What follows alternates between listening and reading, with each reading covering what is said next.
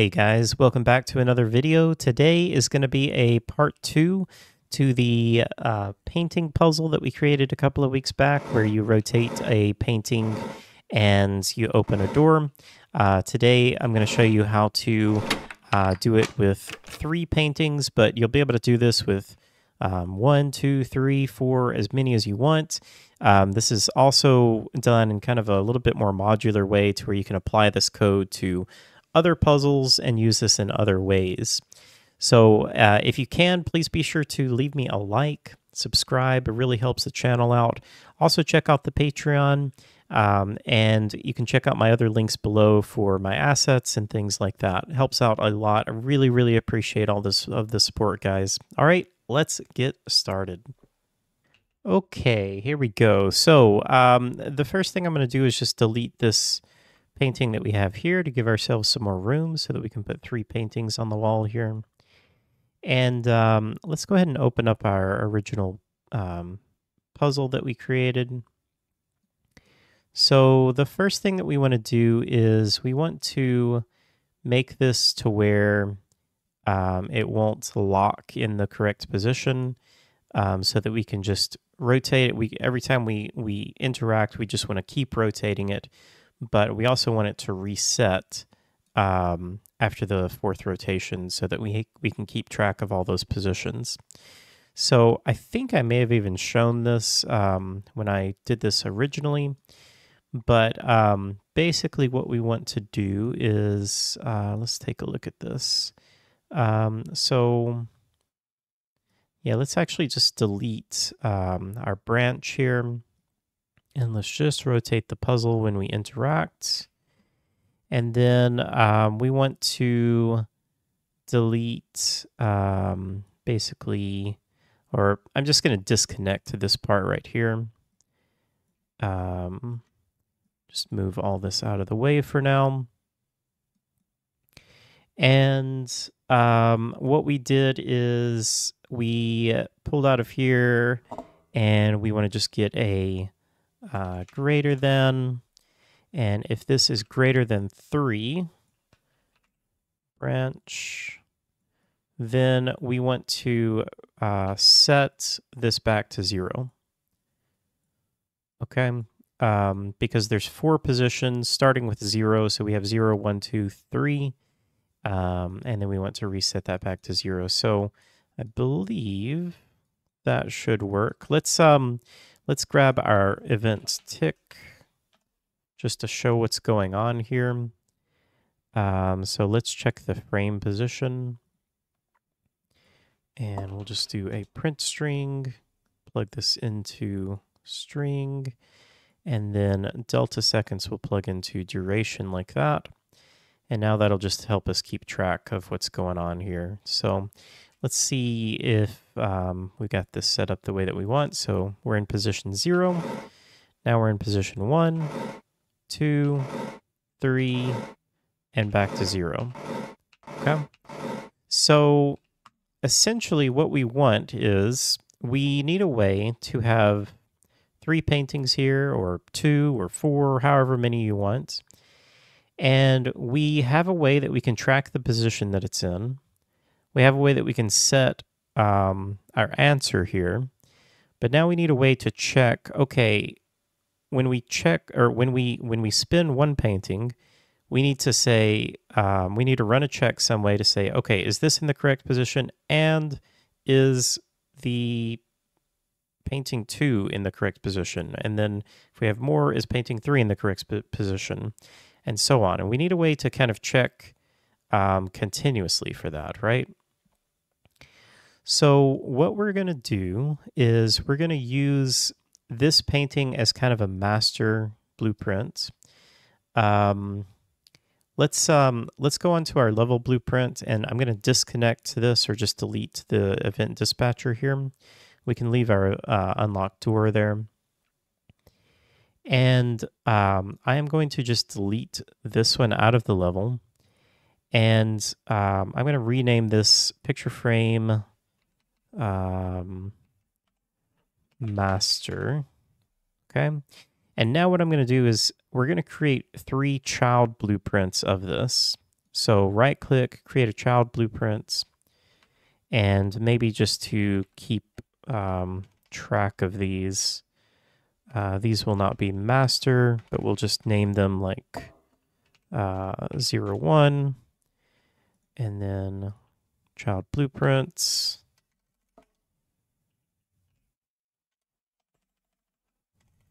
0, 2, and one more.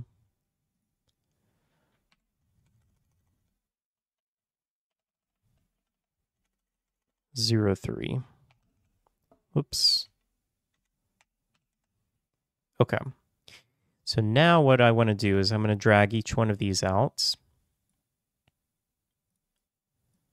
And we'll just set this up quickly. And number 3. Okay, try to get them roughly lined up here. Something kind of like this. Make sure that we give each one enough room because we're going to spin these. And then maybe just pull this out just a little bit so it's away from the wall. Okay. Okay, that's good enough. All right. So now, now you see that we're still keeping track of all of these, and because we created a child blueprint of our main one here, we are basically running all of this code on all 3 of these. So now you can see that it's going to keep track of all of these for us, like so. Okay. And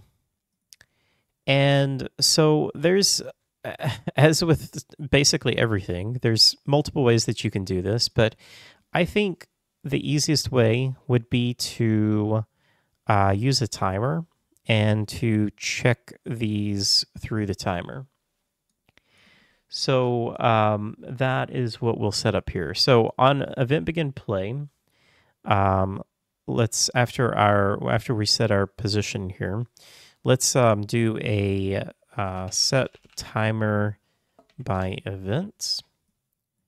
Okay, and we don't need to loop this super frequently because, first of all, it takes what I think we said like a quarter of a second, so that would probably work pretty well. Let's do 0.25, and we want to do a loop here.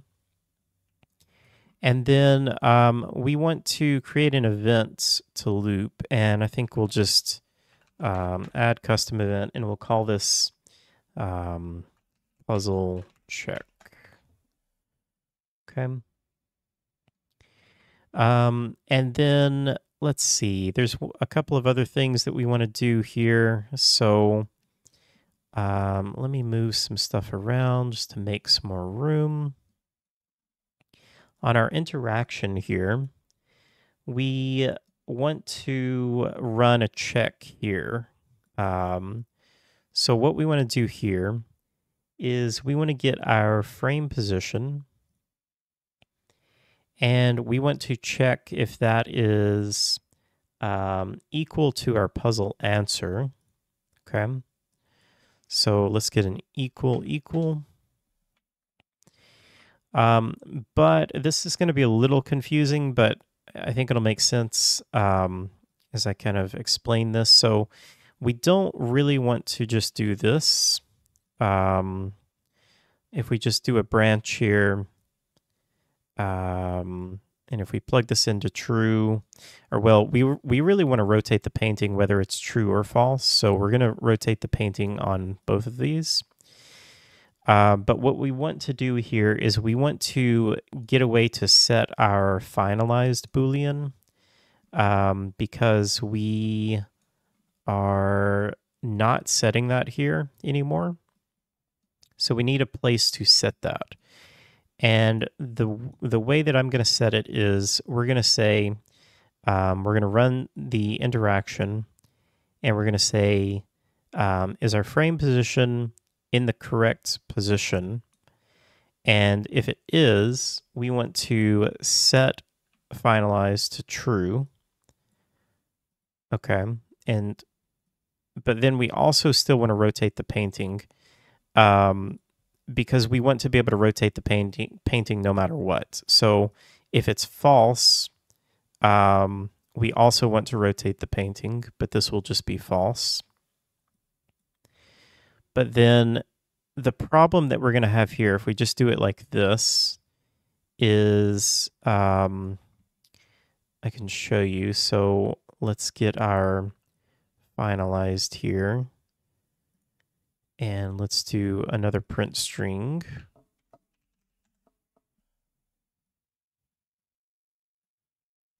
And run that into delta seconds, compile.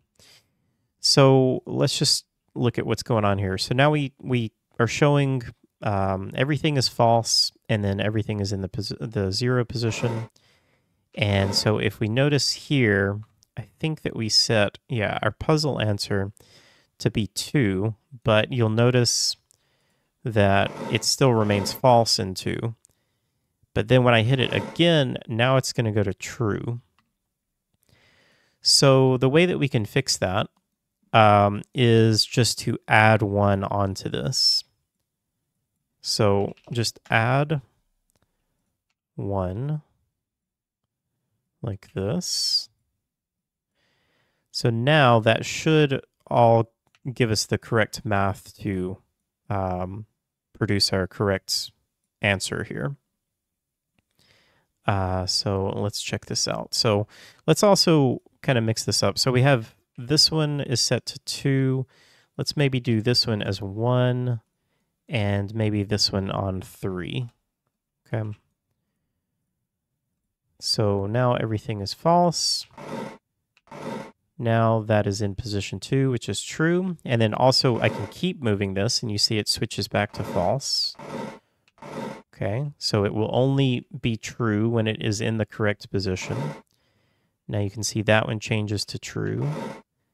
And then this one we set to 3, which is true. And then again, you can keep moving these. If they move out of the correct position, it will return false. And when we get back into the correct position, then it will return true. Okay, so we're making good progress. So now we can track that each one of these, we can track what our correct position is, and we can track or compare that with the puzzle answer for each one and return whether that is true or not. But we still need a way to basically trigger this. Say, okay, when all 3 of those are finished, then we want to trigger this, right? And we can't really just say, like, when this is true, we can't really just say, call this, because one of these could be true, but another one could not be true. So we need a way to check all 3. So what we're going to do here on event begin play is I'm going to do this in between the timer here. I want to do this before the timer. I want to get all actors of class. And the actor that we want to get is the picture frame master. So I'm just going to find that and insert that into there. And then out of actors, I'm just going to promote that to a variable. We'll call that all picture frames. So now what this is doing, this is getting this master, and it's saying any of these that you find, including the children, which are the 3 that we have here, just set that as a variable so that we have that now, and now we can get access to that. And now we need to create one more variable, and we need to create, so we have finalized, right? But we also need like a thing to say, okay, the entire puzzle is finished. So let's just create another Boolean, and we'll just call it maybe like puzzle solved. And what we want to do on this timer is we want to first of all, set this to be true, set puzzle solve to be true. And then we want to get our all picture frames, and we want to run a for each loop. Okay. And what we want to check here is out of our array elements, we want to get finalized and check that with a branch. And as long as this is false, we want to set puzzle solved to be false. And then when this is completed, we want to run another branch. And we want to get puzzle solved. And when puzzle solved is true, then we are going to, first thing that we want to do is clear this timer, because we don't want to just continuously run this timer after the puzzle is actually solved. So let's drag out a return value here, and you can type clear and invalidate timer. And we want to just disconnect that and plug this into true. And then we want to, well, that's pretty much it. So we want to just get our stuff that we were doing down here. We don't need this stuff, but I can just grab these and just move them up here. And actually, we won't play our sound here. We'll do this on the level blueprints. So let's go back to our level blueprints. And I just copied and pasted that here. And now we can really grab any of these, because these all have the event dispatcher on them. But I'll just click on the first one here. And if we just type EVD, puzzle completed, plug that in, this should now work. Okay. So let's check this out. All right, so you can see everything is in false, everything is at position 0. So we have 1 in the correct position, 2 in the correct position, and 3 in the correct position. And there we go. Okay. So that is pretty much it. Like I said, you could do this for as many. You could have 20 of these on here. You could do it with 2. Another thing to think about with this is I hope you will start to kind of think about like other things that you could do with this. So, you know, you could do something similar. Like if you played Resident Evil 1, there's a puzzle where it's sort of similar to this, but you have the paintings are different colors, right? So you have like different lights on the paintings. This is basically the same thing as that, right? Instead of rotating, you're just changing colors, which you could do very easily. And then you have multiple paintings. You're just checking instead of what position the painting is in. Now you're just checking what position the light is in. You know, so if you have maybe 3 different colors of lights on there, you would just create a position, quote, position for each one of those. And you could check it that way. So I hope that helps. This is, again, kind of a modular puzzle that you could use on a bunch of different things. And this should work pretty well. I haven't thoroughly tested this, but I don't see any reason that this shouldn't work. If you guys have any suggestions on maybe a better way to do this, feel free to let me know. And if you have any questions, as always, let me know in the comments or on Patreon.